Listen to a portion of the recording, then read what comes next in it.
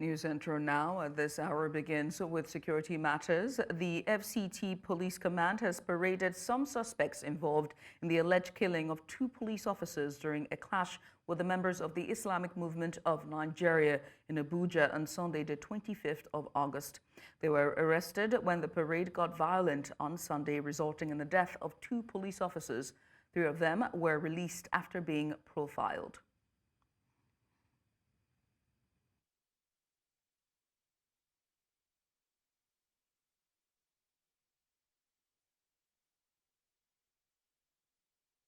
We took action because we can't enjoy it. If you check here, you can see what we recovered from them. Some of the cutlasses you see here are blood-stained, which they use in killing the policemen. They shotgun at the policemen, they use petrol bomb, they use cutlasses. If you see their dead body and how they were massacred, you will be shocked. We have 94 of them here. 94, they are here complete. They are proscribed, they don't have right of assembly, and they don't have right of even protest. So, because they have been proscribed, we have asked them that for the fact they have killed the policemen that did not attack them, their leaders are here, is a matter very soon we will take up on them in the courts. A recent report by SBM Intelligence has brought to light the grim reality of Nigeria's ongoing security crisis. The report, which details the situation in 2024, reveals that 3,277 people were kidnapped in 135 mass abductions incidents across the country, resulting in the loss of 125 lives. The report also highlights the northwest and north central regions as the most severely affected, with a combined total of 2,719 kidnappings. The violence is not spared religious figures either, with a Catholic priest killed and 20 others abducted. Now, this analysis provides a stark visualization of Nigeria's persistent struggle with violence and insecurity, underscoring the urgent need for effective solutions to this ongoing crisis. And still on security, the Nigeria Interreligious Council has called on the federal government to urgently address the rising wave of killings, kidnappings and banditry across the country. In a statement issued by the council, led by the president of the Christian Association of Nigeria, CAN, Daniel Oko, and the Sultan of Sokoto, Said Abubakar, who also serves as President General of the Nigerian Supreme Council for Islamic Affairs, the religious leaders condemned the recent surge in violence. They highlighted recent incidents, including the killing of 13 farmers in Shiroro local government area of Niger State, the abduction of 150 people in Gobir district of Sokoto State, and the brutal murder of the district head of Gatawa in Sokoto State. The Christian and Islamic leaders urged the government and security agencies to intensify their efforts to eliminate these threats, ensuring that citizens can live without fear and insecurity. Now, to discuss this, we're joined by security expert Patrick Abambo. He joins me live. Well, Patrick, thank you so much for joining us today. When we look at the situation when it comes to Nigerian insecurity, it's pretty much dire. So in your opinion, how effective are the current security measures in addressing the surge in violence across the country? Yeah, thank you. The situation, just like you said, is dire, and every well-meaning Nigerian should be worried and disturbed that we still have this crisis situation on our hands, and it's very, very troubling. And I tell you that the security forces have tried, or they are trying what they should do. But unfortunately, this challenge seems to be a bit more difficult because there are some factors that still not playing together to assist the fight against this insecurity across the Federation. though the report you mentioned particularly talked about North Central and Northwest, but I tell you, across the country, South, and Southeast, there are still adoptions and killings going on even as we speak. So it's something that every woman Nigerian should be worried about and call for it to be resolved as quickly as possible. And I have to ask about the strategies then. What strategies can be employed to intensify efforts to eliminate these threats as, as urged by the Interreligious Council of Nigeria? Yeah, you see, over the years, I have been one of those who call that the civil populace, they have a great role to play in resolving this. Such a revered group, they have a greater role because these people that are causing this mayhem across this federation, across the country, belong to one of those religious group or the other. And I expect that they have a greater role to be able to talk to their members to stop the wanton killing and adoption of innocent Nigerians. I think that one of the strategies that has not really been bought into in all this fight is getting the public to be part of this fight against these criminals. What I mean is by providing timely and actionable information. You see, these criminals, they don't drop from the air. They don't drop from the air to commit whatever havoc they want to commit. They move, they interact with people. People interact with them. People provide them the needs, whatever they need.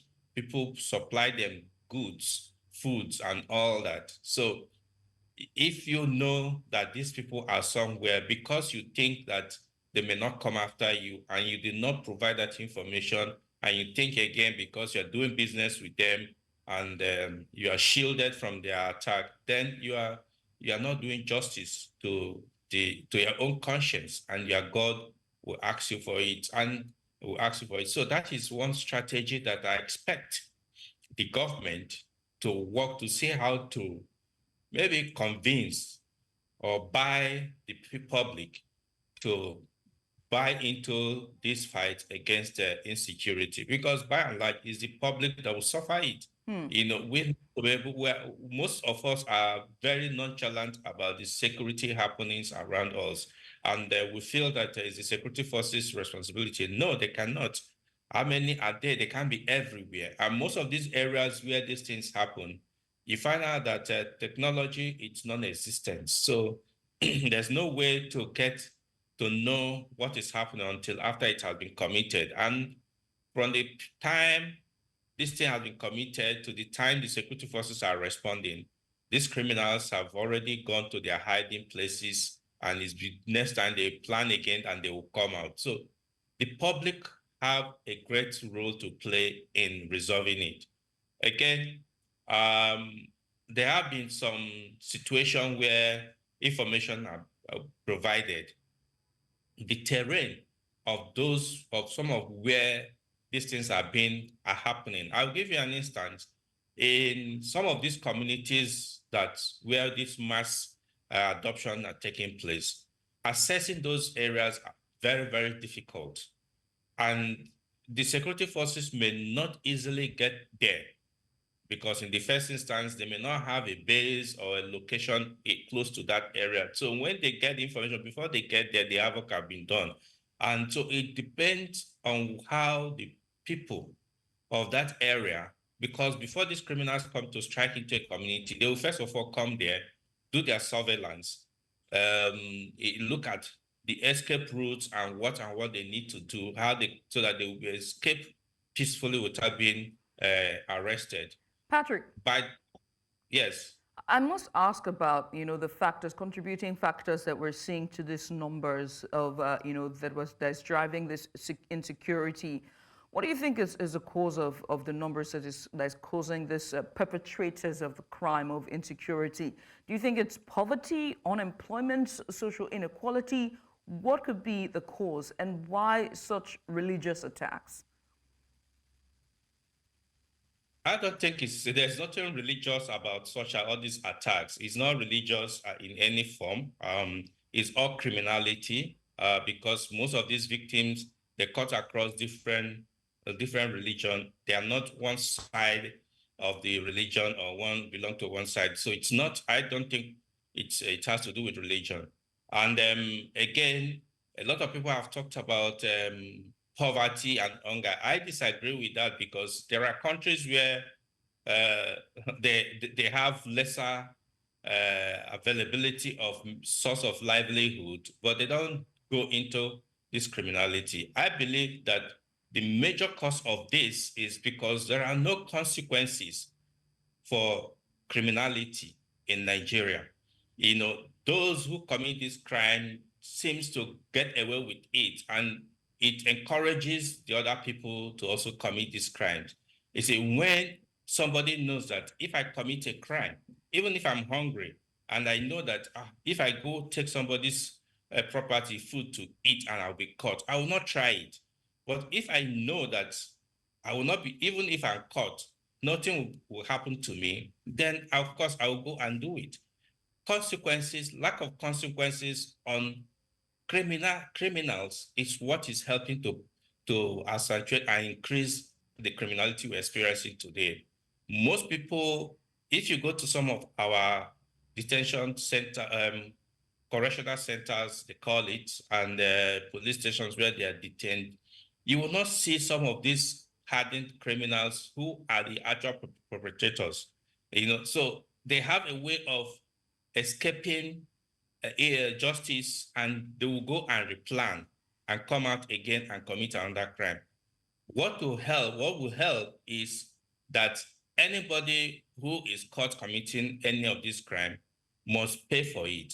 And that is the factor that it's not the issue about lack Poverty of education or unemployment poverty. or inequality. But I mean, solutions, let's prefer solutions. We see that the interreligious, cooperation, or the council in and of itself, they're having a dialogue, they're reaching out to the government. But in addressing the long-term issue that is insecurity in Nigeria and the security challenges, what other CSOs do you think should come? Is it more dialogue with the government and CSOs like this that we're seeing, or is it more public involvement? Is it more investment in the security forces? What will bring a lasting solution to the challenges of insecurity in Nigeria? Yeah, thank you. These factors you have mentioned will help, but greater is that this government must make greater effort to make sure that they provide social amenities for the people.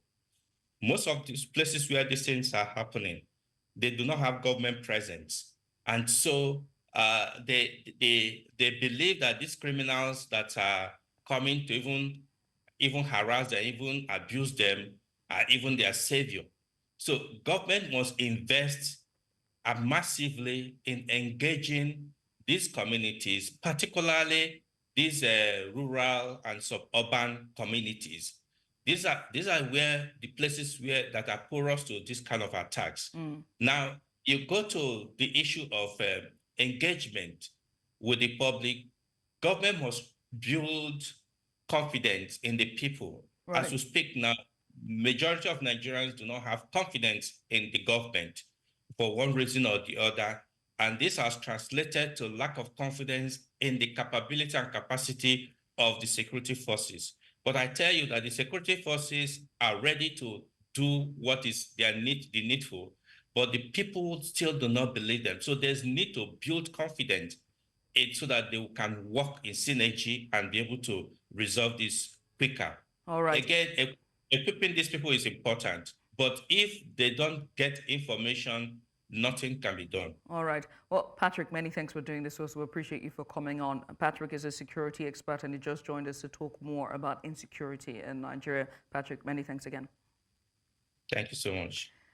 Now, sorrow, tears, and anguish as the Nigerian Navy laid to rest Lieutenant Commander Gideon Gwaza, who lost his life while rescuing 59 stranded persons from a merchant vessel in Rivers State.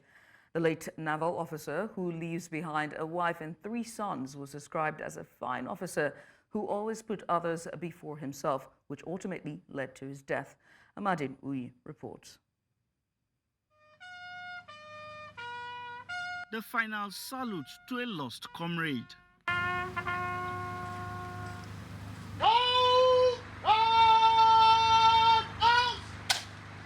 Tears, pain, and anguish rent the air.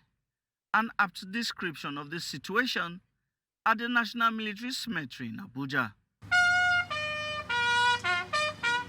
As officers of the Nigerian Navy gather to bury one of their finest, the heroic Lieutenant Commander Gideon Gwaza, who recently paid the supreme price in the line of duty while rescuing many from a stranded merchant vessel on June the 30th.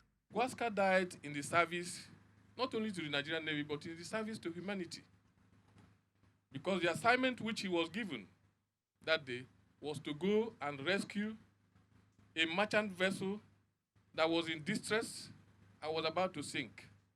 I received that information of distress call from the company that a vessel is about sinking with 59 crew members on board. In a sorrowful tribute, his wife tearfully gave her last words. You loved your job so well, and I'm glad you died as a hero. I'll forever be proud of you. Your children will be proud of you. You were a true soldier. We love and cherish every moment spent together. I will love your children even more.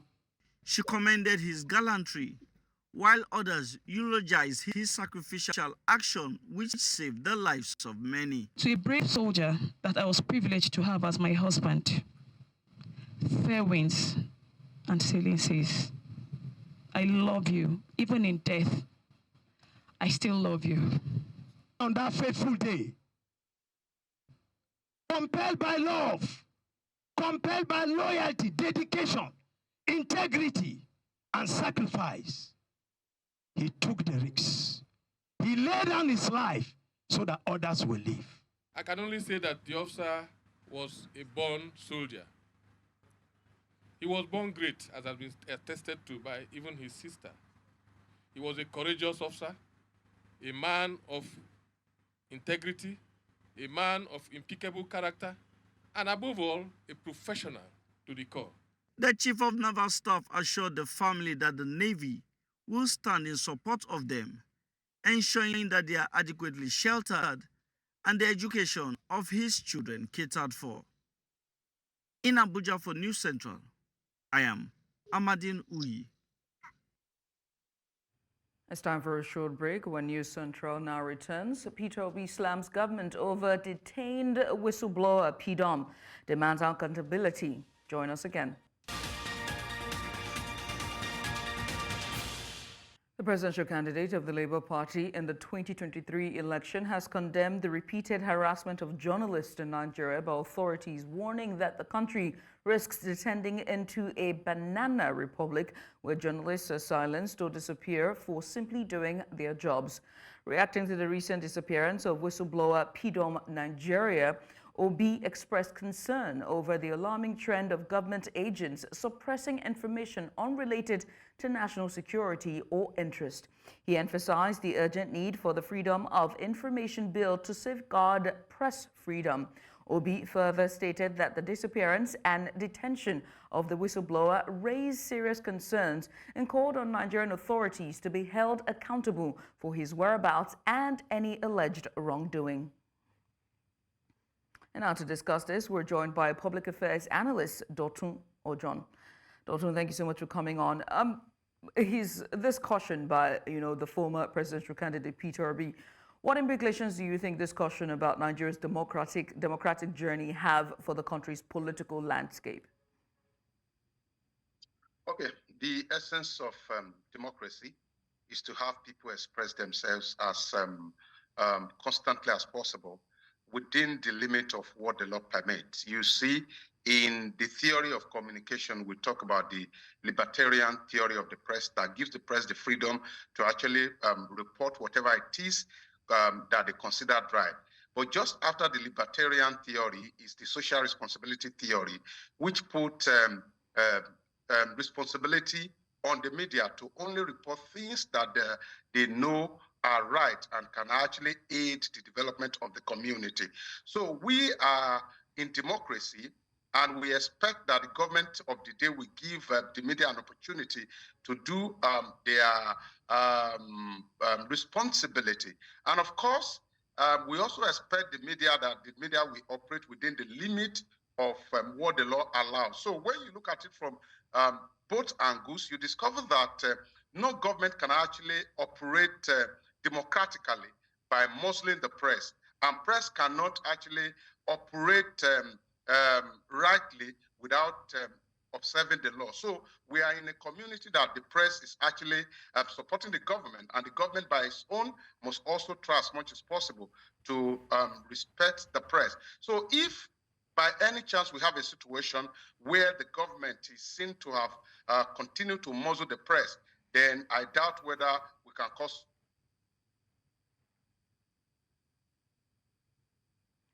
We seem to have lost his audio there. We'll try to make connection with him. That is Dotun Ojo. He's a public affairs analyst and was just talking to us about press freedom. Dotun, I understand you're back now.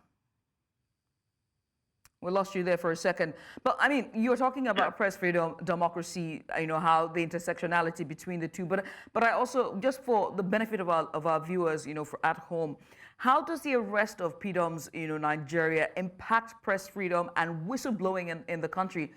I mean, is whistleblowing a crime to begin with? No, whistleblowing in itself is not a crime. But when the government, and I have to quickly point out at this point in time, that at every point in time, when you get to any land, what is a crime is not defined by the people. It's usually defined by the government. So it puts pressure on everybody to be very, very careful. So whistleblowing in itself is not a crime, but when government weave a crime around leaking of sensitive governmental document and reporting issues that have to do with security, then it's an issue. What I'm saying in essence is that, and I want this to be very, very clear, if we want to operate a democracy, we must be clear about the kind of freedom we give to the press, because the press in every community takes the form of that society. What I mean is that if you are in a democratic society, then your press really must be free. And we may be speaking to what Peter Obi is saying today, but beyond what Peter Obi is even saying is an important issue of the way the international community will perceive us if we come across as a community or a country that is actually Muslim people that have divergent views from our own view. You remember during the time of protest, it's the same way the government came across to people as if they do not want anybody in the community to criticize them in any way. And I think that's what they are gradually extending to the press. But again, we must sound a note of warning that the essence of press freedom is to serve the community and not to serve some individuals who are hiding under. Because for me now, before anybody can actually be called a journalist, he must be identified. So, and I do not want a situation where we continue to fight for faceless people. We must be able to look at it from both the right and the left angle. Who is this person that is involved? What is the crime? The government will be able to explain. Because we've seen situations, I think it happened in Egypt, China, and some other places, where foreigners actually disguise themselves to cause some kind of crisis within the country. Dotun, but this person, but PDOM Nigeria has been, but although we don't have his identity in terms of photograph, but the truth of the matter is he's Nigerian. There's no foreigner who's fronting to be PDOM. He is Nigerian. He was in Lagos, I think, or Abuja, correct me if I'm wrong, but he was in Nigeria when he was taken or arrested and now in the custody of the security agencies. And that's what we know. Now, when you look at all of the things that he's been held for, one of them is whistleblowing, but particularly leaking government secrets. That's what they say those are the charges are. And so if we're sticking to that, what then does that mean for press freedom? Because whistleblowing in and of itself is calling to attention issues that affect, whether it's transparency and accountability. That's what it is. So how then if you put press into this, if you say he's not a journalist, he's just a whistleblower, whistleblowers do come to the press. They come to the press with information that matters when it comes to governance and transparency and accountability. Then how then do we struck and draw the line to safeguard a press freedom then? Okay, I think you're not getting the point I'm trying to make. The point I'm trying to make is that I said it, that government must not come across as an entity that is trying to muzzle the press, and we have to be very, very clear on that. Unfortunately, what constitutes national security can actually only be defined by the government. So that has given the government an upper hand in terms of defining what can be reported and what cannot be reported. Because there's been this argument back and forth about the issue of human rights and national security. And we have weighed it often, and we have come to the conclusion, and when I say we, I mean opinion holders and leaders in the community, that most often that the issue of national security may actually come first when you're talking about protecting your government, protecting your people in the 21st century. But all of that being said, it is the responsibility of government to give its community an opportunity to criticize it at every point in time. So I do not want to believe, or I do not want to accept the fact that the government is after freedom today because it's speaking against its policies or revealing some sensitive secret. I just want a level playground for all journalists to be able to practice. But within that context too, we must remind ourselves that there are laws in the land that guide the operation. There are ethical standards that guide the operation of media practitioners, and these laws and ethical practices must be respected. Well, I mean, it's no secret that Nigerian government, whether democratic or military, have struggled with dissent and the freedom of expression and even press freedom in and of itself. But Dr. many thanks for doing this with us. We appreciate you for coming on. It's a pleasure. Dr. Ojun is a public affairs analyst. We move away from that now. 33 female inmates have been empowered and supported through a comprehensive livelihood and skill acquisition program in Borno State, Nigeria's northeast region.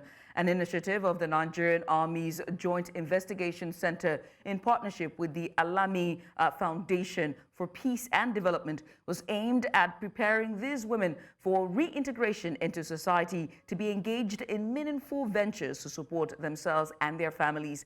News Central's Umaru Kirawa completes the report. A day for these detainees under the custody of the Nigerian government, provided with training in essential skills such as cosmetology, liquid soap making, bar soap making, air freshener production, among others. This effort is said to help towards rehabilitating detainees and equipping them with practical skills for a productive future. The benefiting detainees appreciated the support with songs of praises. The aim is to make them productive in anticipation of their reintegration in the society. By that, we are reducing crime because they will have economic means of livelihood. Two, whatever is produced here is being used here, like the soap and other consumables are just they are taught how to. Also, it also serves as a means of earning while they are behind the bars, because these things are not going to be used in here only. They are going to be taken to the marketplace, and the proceeds of this goes back to them by way of saving. And whenever they are to be discharged from here, they are going to go with all the proceeds of what they have produced with their hand. The stakeholders emphasize the importance of empowering women with skills to make a positive impact in their lives and society. We appreciate the military leadership for approving this opportunity to us, and then the commandant here for opening up the gates so that we come and then impart this knowledge to these women, which we believe will be a life-changing.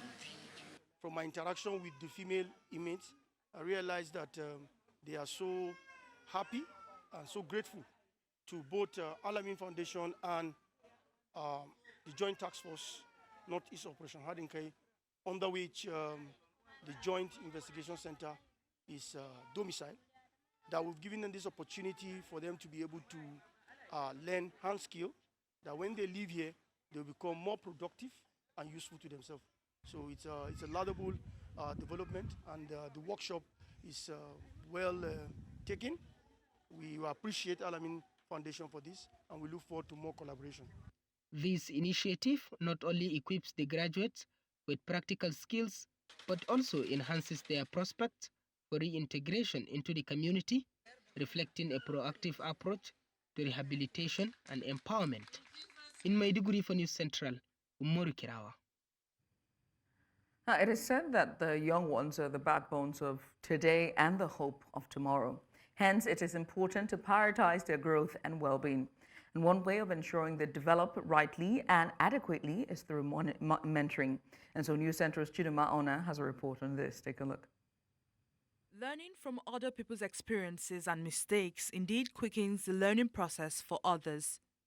Sometimes, navigating the complexities of life and making informed decisions about education, career paths, and personal goals can be difficult. That is where mentors come in.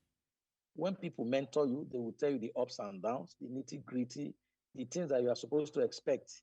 And when those things come, how you are supposed to deal with them. And of course, when you say somebody is my mentor, it means that you have respect for that person. Somebody who has achieved something, somebody who can correct you, somebody you know that, yes, he has really attained this level in life. Therefore, if I follow him, he should be able to put me through in life. The impact and benefit of mentors on young people's development, both personally and professionally, is significant. However, some young Nigerians are opting for shadow mentors who they don't necessarily have to have a physical connection with, as their online presence is as impactful. I think it's important, but in the same sense, we already have a lot of people that are doing these things. So, when you think mentorship, you think one-on-one interactions, but then you can just watch people on social media and see how they do their things. You can watch their videos on social media. You don't have to have a personal relationship with them before you can get tips on how to be better.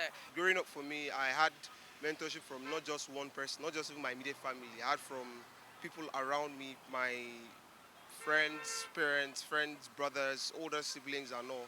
So I had people who were there to actually put me through and give me a guideline on what and what not to do. Mentorship plays a crucial role in shaping young people's lives in several ways. But firstly, where and how does it begin? Mentorship can start anywhere. So there's no really like here or there. But the very first place a child gets some form of support or advice usually starts from the home front, because the children meet, mom and dad and uncle or whatever relative is there to offer advice or guidance. The most important thing is this mentor, does the person have the experience, the character, the attribute, the qualification to offer this advice or training to this young person? The power of mentorship cannot be overstated. By providing guidance, support, and inspiration, mentors can help young people reach their full potential. In Lagos for News Central, Chidinma Ona. Gabon is set to mark 1 year since the August 30th, 2023 bloodless military coup that ended 55 years of Bongo family rule. President Ali Bongo Ondimba, who had led the oil-rich nation since 2009, was overthrown by military leaders just moments after being declared the winner of a contested presidential election. The new government, headed by General Brice Oliga Nguame, has accused the Bongo family of widespread corruption, election rigging, and manipulating President Bongo following his 2018 stroke. As the anniversary approaches, residents of the capital, Libreville, have expressed mixed feelings about the end of the Bongo era and the current leadership under General Nguema. Le 30 août, c'est le jour de la libération du Gabon. Il me semble que jusqu'à un passé récent, nous ne sentions pas un tel engouement, une telle liberté dans tous les sens, d'expression, de choix, de vie. Depuis le 30 août, je me sens comme libre et je suis très en joie parce que j'ai senti comme une libération et vraiment je pense que je ne suis pas le seul et chacun d'entre nous, nous sommes vraiment très heureux de ce que les choses ont changé jusqu'à aujourd'hui. C'est la libération, le 30 août c'est l'appropriation du Gabon aux Gabonais. Et donc, bien sûr, je vais fêter. Je vais même encore reporter mon maillot du Gabon parce que on va fêter. Voilà. Il vient à peine de venir au pouvoir, donc step by step. Il n'a même pas encore fait un an. Donc là, le 30, ça va faire un an. Nous voyons bien sûr toutes les actes qu'il pose. Donc cela signifie que on voit un peu la différence, d'accord, mais comme on dit, un peu, ça va arriver. Nous avons tous soif de justice, vu que ce coup de libération, pour nous, c'est une justice, en quelque sorte. Et voilà. Et bon, d'après moi, ce sont des délinquants, vu qu'ils avaient, ceux qui avaient au pouvoir avant, ils ont mal, je peux dire, ils ont mal utilisé leur position. A bus traveling from Zimbabwe to Johannesburg lost control and overturned in South Africa's northeastern Limpopo province, killing 10 people and injuring 35 others. The local transport ministry confirmed in a statement on Wednesday that the victims included 5 men and 5 women, all reportedly foreign nationals. The accident occurred just before midnight on Tuesday when the bus traveling at high speed drove over a roundabout, lost control and overturned. Despite having one of the most developed road networks in Africa, South Africa struggles with one of the continent's worst road safety records, largely due to reckless driving and unroadworthy vehicles.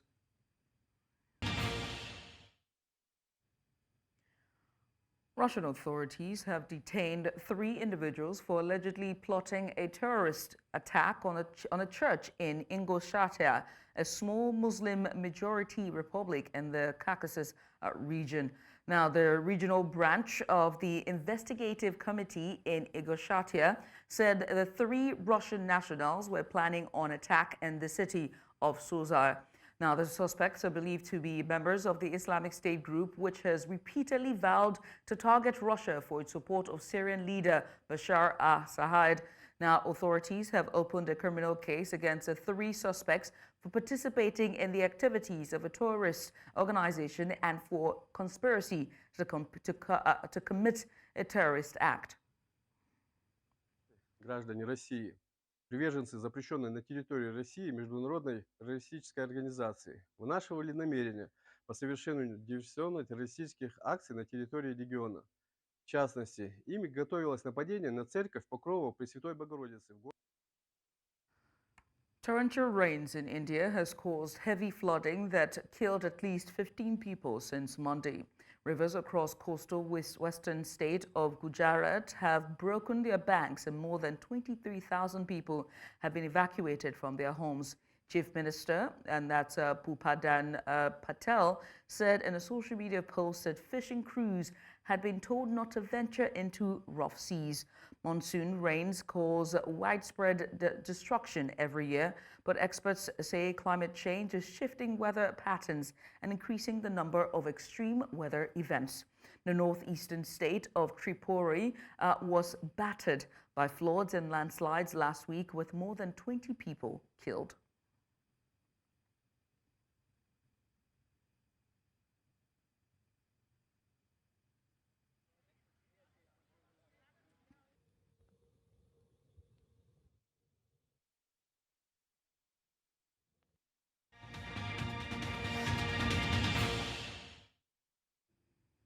Now to business. Livestock Feed, a manufacturer of animal feed, has reported its earnings per share reaching their highest level in at least 13 years during the first half of the year. Although it's classified as a penny stock, it stands out as a top performer among recent penny stocks. Following the release of their earnings results, the company has experienced a significant rally in its stock price since early July. Onome Ohuoriole, the lead analyst at Money Africa, shared insights as a guest on Market Pulse regarding the potential for continued strong performance, taking into account the recently announced earnings. He also discussed other factors that could drive buying interest and provided perspective on how investors should approach penny stocks like this in the equities market. Take a look. It's been an interest in penny stocks, and the usual wave you'd see is you have the big cap stocks rally strongly. After that, you see people tend to pursue penny stocks. So it's not unexpected. Zeroing down to the company, I think the company has also had pretty decent performance so far this year. Performance last year was quite poor, but numbers we're seeing higher revenue, which is quite good. And I think all things being equal, if they continue on the trajectory they are, maybe under 3-4 quarters.